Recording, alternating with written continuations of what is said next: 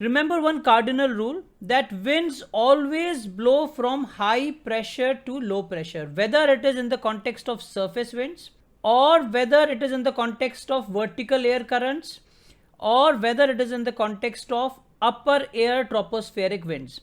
So now let us understand the concept of pressure gradient.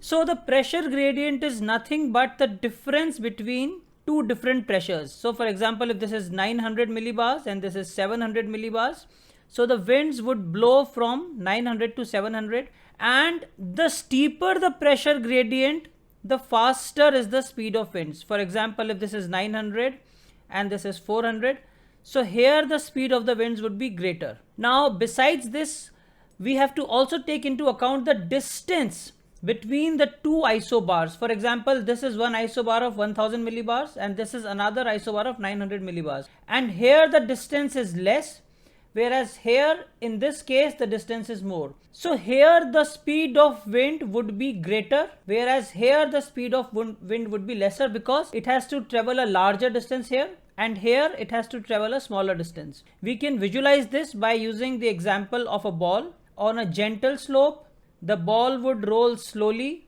whereas on a steeper slope, the ball would roll faster.